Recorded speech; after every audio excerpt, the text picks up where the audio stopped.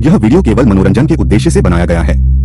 इस वीडियो में दिखाई गई सभी कहानियां, पात्र और घटनाएं पूरी तरह से काल्पनिक हैं। इनका किसी भी जीवित या मृत व्यक्ति, स्थान, धर्म या समुदाय से कोई संबंध नहीं है। इस वीडियो का उद्देश्य किसी को डराना, ठेस पहुंचाना या अंधविश्वास को बढ़ावा देना नहीं है। कमजोर दिल वाले दर्शक और छोटे बच्चे कृपया इस वीडियो को देखने से बचें। वीडियो को अपने विवेक से देखें। इस वीडियो में अगर धूम्रपान या शराब से जुड़ा कोई दृश्य या उल्लेख दिखाई दे तो वह केवल कहानी की मांग के अनुसार है। हम धूम्रपान और शराब का किसी भी प्रकार से समर्थन नहीं करते। ये स्वास्थ्य के लिए हानिकारक हैं। स्वस्थ जीवन अपनाएं और इनसे दूरी बनाए रखें। बरसात की वो रात कुछ अलग थी। हवा में अजीब सी नमी थी, जैसे आसमान भी कोई राज छुपाए बैठा हो। गांव भैरवपुर की आखिरी बस धूल उड़ाती हुई निकल चुकी थी और उसके बाद पूरे गांव में सन्नाटा फैल गया था।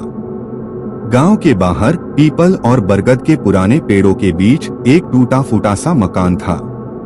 लोग उसे कौरी का घर कहते थे। कोई वहां जाना पसंद नहीं करता था, खासकर रात के समय। आज से 20 साल पहले इसी घर में एक लड़की रहती थी, कौरी। कौरी गांव की सबसे चुप रहने वाली लड़की थी। न ज्यादा हंसती, न ज्यादा बोलती। उसकी आंखें हमेशा जैसे कुछ ढूंढती रहती थीं। लोग कहते थे, इस लड़की की नजर ठीक नहीं, बहुत गहरी है। उसकी माँ बचपन में ही मर गई थी और पिता अक्सर जंगल में लकड़ी काटने चले जाते थे। कौरी ज्यादातर समय अकेली रहती थी। एक बात सब जानते थे, कौरी रात में जंगल की तरफ जाती थी। कोई नहीं जानता था क्यों। भैरवपुर का जंगल दिन में भी डरावना लगता था। पेड़ों की डालियां आपस में उलझी रहती, जैसे किसी ने जानबूझकर रास्ता रोक रखा हो। रात में वहां अजीब अजीब आवाजें आती थीं, इसलिए कोई वहां जाने की हिम्मत नहीं करता था। लेकिन कौरी जाती थी। एक रात गांव के 2 लड़कों मोहन और दीपक ने उसका पीछा किया। चांद आधा छुपा था। कौरी जंगल के अंदर एक पुराने कुएं के पास रुकी। उसने कुछ फुसफुसाया, ऐसी भाषा में जो समझ में नहीं आई। अचानक हवा तेज हो गई। कुएं से एक भारी सी आवाज गूंजी, कौरी। मोहन डर के मारे जमीन पर गिर पड़ा। दीपक वहां से भाग गया। अगली सुबह मोहन की लाश मिली। उसकी आंखें खुली थीं, लेकिन उनमें डर नहीं था, बस अजीब सा खालीपन था। उस दिन के बाद कौरी को किसी ने दोबारा नहीं देखा। 20 साल बीत गए। उसी मकान में एक नया परिवार रहने आया, शर्मा परिवार। शहर से आए हुए थे, इन बातों पर ज्यादा विश्वास नहीं करते थे। उनकी बेटी अनन्या 16 साल की, जिज्ञासु और बेखौफ थी। गांव वालों ने उन्हें समझाया, उस घर में मत रहिए, लेकिन शर्मा जी हंस दिए। भूत प्रेत कुछ नहीं होते। पहली ही रात अनन्या को नींद नहीं आई। रात के ठीक 3:17 बजे उसे किसी के चलने की आवाज सुनाई दी, जैसे पायल बज रही हो। उसने दरवाजा खोला। बरामदे में कोई नहीं था, लेकिन जमीन पर गीले पैरों के निशान थे, जो सीढ़ियों से नीचे उतरते हुए जंगल की तरफ जा रहे थे।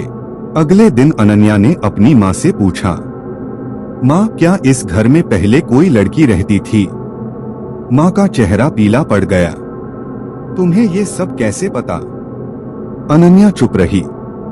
उस रात जब वह आईने के सामने बाल बना रही थी, आईने में उसे अपना चेहरा नहीं दिखा। उसकी जगह एक दूसरी लड़की दिखाई दी, लंबे उलझे बाल, खाली आंखें और पैरों में पायल। आईने से धीमी आवाज आई, तुम मेरे घर में हो। अनन्या चीखी और पीछे मुड़ी। कमरा खाली था, लेकिन आईने में वही लड़की मुस्कुरा रही थी। डर के मारे अनन्या गांव की सबसे बूढ़ी औरत दादी भूरी के पास गई। दादी ने कांपती आवाज में सच्चाई बताई, कौरी को गांव वालों ने मार दिया था। उन्हें डर था कि वह किसी अंधेरी शक्ति से बात करती है। एक रात सबने मिलकर उसे जंगल के कुएं में धकेल दिया। मरते वक्त कौरी ने कहा था, जो मेरा घर छीनेगा वो मेरा हो जाएगा। उस रात जोरदार बारिश हो रही थी। बिजली चमक रही थी। अनन्या के कमरे में फिर पायल की आवाज आई। इस बार कौरी सामने खड़ी थी। तुम डरती नहीं हो? कौरी ने पूछा। अनन्या कांपते हुए बोली, तुम बुरी नहीं हो, तुम्हारे साथ गलत हुआ। कौरी की आंखों से काला पानी बहने लगा। फिर भी मेरा घर चाहिए। दीवारें कांपने लगी, हवा में चीखें गूंजने लगी। अनन्या ने कहा, अगर ये तुम्हारा घर है तो मैं चली जाऊंगी। सब कुछ अचानक शांत हो गया। अगली सुबह शर्मा परिवार का घर खाली था।